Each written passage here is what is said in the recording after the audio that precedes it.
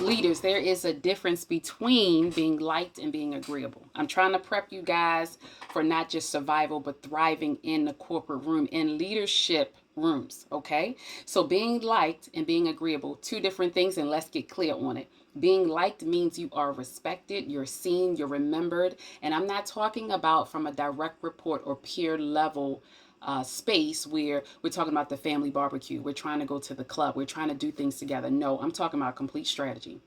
So let's look at the difference. Being agreeable means you are easy to overlook. We default to you. We even manipulate you. You avoid conflict. You conform to prioritize other people's desires and ideas. No, we're not doing that. Agreeable people blend in. Likable people stand out in leadership. So when we talk about corporate, we talk about a strategy. Being agreeable looks like this, which means you don't have a strategy.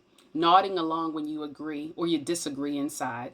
You take on extra work just to be helpful. That's a no-go. You say yes to save face or to avoid tension. Being liked strategically looks like this. You deliver the truth with tact. You say no with receipts. And I did a video on that on how to say no. You have presence in the room even when you're silent. Agreeable is playing it safe. Likable is a power play. So then if it's a power play, let's dig into this. Let's talk about coded likability and cultural fit, what that truly means. And this is where the game really gets thick. This is where it starts, right? Cultural fit is the corporate code for comfort. Keep in mind, most organizations are not hiring based on the resume. They're hiring based on this one internal question. Yes, your resume is your calling card, but when you get into that interview, they want to ask this particular question, whether internal or external. Do you make me feel comfortable? This is where coded likability becomes the hidden handshake in the workplace, right? The signs of coded likability are this. You don't challenge the norm too early. You challenge it, but not too early.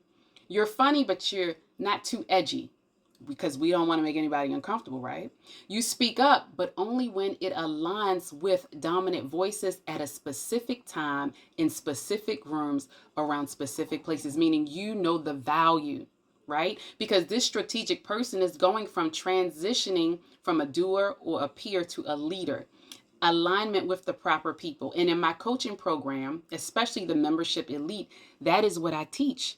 How to transition to this space while still being authentic, still being emotionally aware. It's tempered with logic. You know and understand the purpose. You can communicate. You have confidence, visibility. Your reasoning skills are on point. I could go on and on and on. See, if you don't have that, we just need to refine your perspective.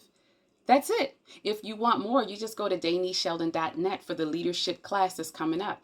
My rule book, the playbook, the unspoken rules, that's coming up right along with the master class for that. If you haven't already done so, subscribe to DanisSheldon.net. I've got the leadership master class on Saturday the 14th at 4 o'clock. I've got the leadership elite membership, tons of value, tons of value. We meet twice a month. And then last but not least, you can subscribe and get your free letter, your newsletter every single month. So I've got tons of value for you guys. But in order for you to succeed in this game we call corporate, in corporate America, since I'm here in America, you have to have a strategy. You have to know and understand what works and what does not work and how you fit into it, but fit into it authentically.